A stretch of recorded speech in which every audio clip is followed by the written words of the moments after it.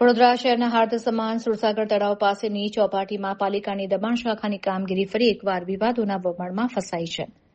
ચૂંટણી પૂર્ણ થતાની સાથે જ તંત્ર એક્શન મોડમાં આવતા ગરીબ લારી ધારકોમાં ભારે રોષ જોવા મળી રહ્યો છે.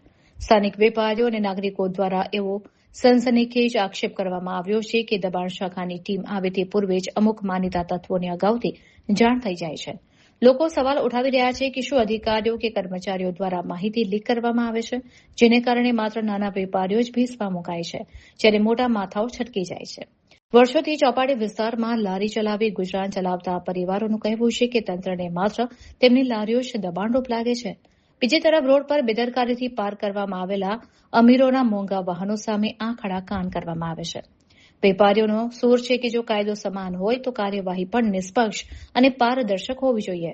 ચૂંટણી સમયે આપવામાં આવેલા આશ્વાસનો હવે માત્ર દેખાવ પૂરતા સાબિત થઈ રહ્યા હોવાની ચર્ચા શહેરમાં જોર પકડી રહી છે. હાલમાં વડોદરાવાસીઓ માંગ કરી રહ્યા છે કે કોર્પોરેશન માત્ર દેખાવ પૂરતી કામગીરી બંધ કરી ગરીબોના રોજગાર સાથે અન્યાય કરવાનું ટાળે અને શહેરના ટ્રાફિક અને દબાણની સમસ્યાનો કાયમી અને તટસ્થ ઉકેલ લાવે.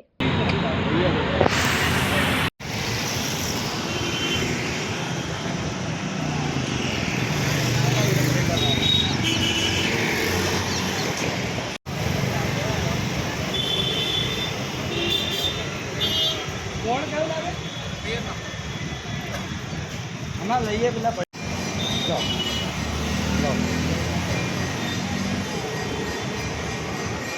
લો